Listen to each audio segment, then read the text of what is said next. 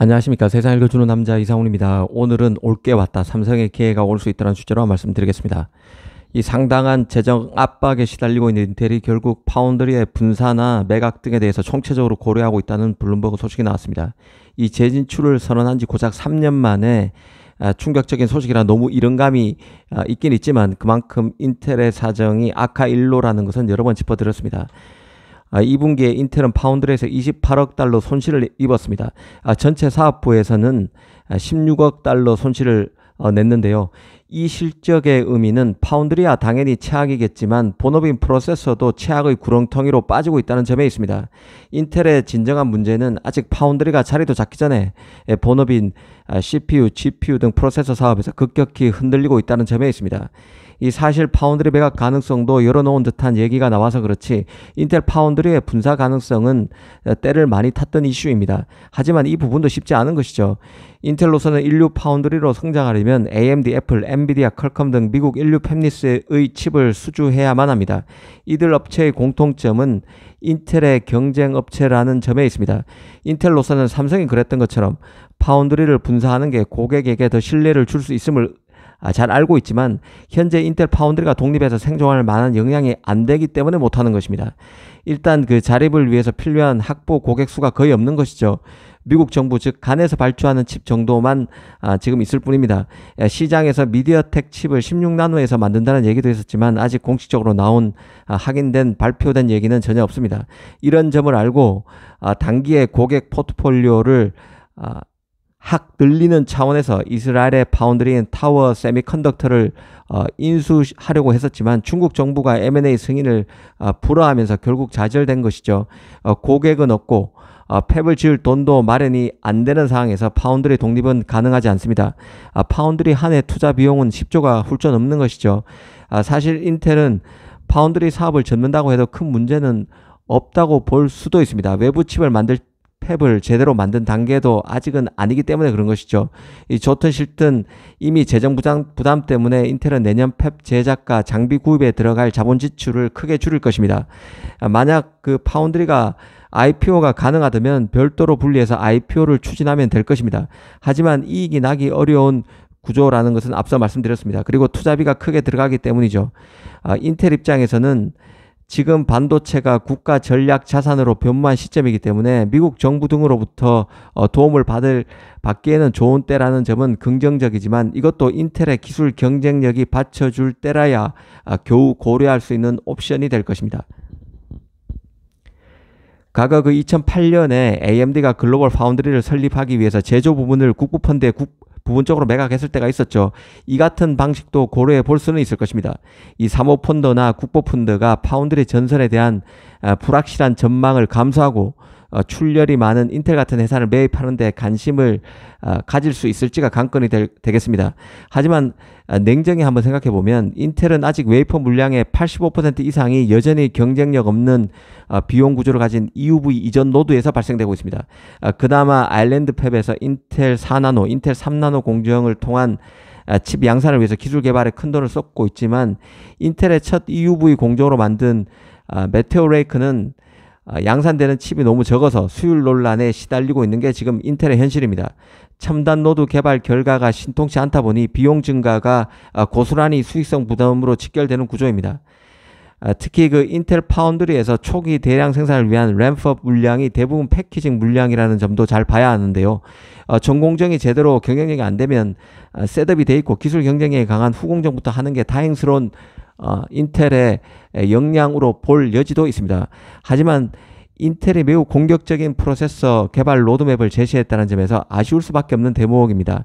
이 파운드리에서 성과가 난다는 얘기는 인텔의 본업인 프로세서에서 주도권을 쥐어줘야 가능한 것이라는 점을 인식할 필요가 있습니다. 프로세서에서 이니셔티브를 잡는다는 의미는 첨단 노드에서 성과가 난다는 뜻이고 다른 경쟁사의 칩 제작에서도 경쟁력을 갖추게 되는 선결 조건이 될 수 있습니다. 이 첨단 노드 칩 제작 업체가 TSMC로 쏠려서 지금 문제가 되는 것이지 10나노 이하 칩을 만들 파운드리는 많습니다. UMC, 글로벌 파운드리, 중국 업체 SMIC, 인텔이 인수하려다 놓친 타워 세미컨덕터 등이 있는 것이죠. 인텔은 이런 레거시 노드를 구축하지도 않은 업체입니다. 투자 감가상각이 끝나서 고객 유치가 곧바로 돈이 될 수 있는 구조가 아니라는 뜻입니다. 그렇다고 막대한 돈을 들여서 첨단 팹도 아닌 이런 레거시 칩을 만들 구형 팹을 만들 수도 인텔 입장에서는 없는 노릇이죠. 인텔이 파운드리 사업에 진출한 이유는 결국 엔비디아, AMD, 애플과 같은 미국 팹리스가 즐비한 미국 팹리스들이 만드는 칩을 제작하기 위해서 파운드리 사업에 뛰어들었다는 점을 인식할 필요가 있습니다. 인텔 파운드리 고전을 보면서 드는 생각은 역시 삼성도 메모리에서 패권을 놓쳐서는 죽도 밥도 안 된다는 점에 있습니다. 지금 삼성이 그래도 TSMC를 추격할 수 있는 이유는 메모리 때문인 것이죠. 인텔은 AI 패권을 완전히 엔비디아에 내줬습니다. x86에서 패권은 AMD에 심각하게 위협받고 있고 CPU에서는 이제 ARM 기반 CPU까지 인텔 아성을 공격하고 있는 실정입니다.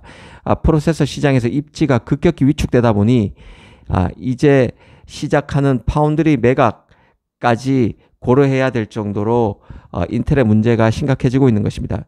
그런 관점에서 삼성도 DDR 같은 레거시 D램부터 HBM, 고대역폭 메모리, CXL, 프로세서 인 메모리와 같은 미래가 있는 고부가 메모리까지 하이닉스 마이크론을 압도해 나가야 칩 제조도 병행해서 선두를 추격할 발판 마련이 가능합니다.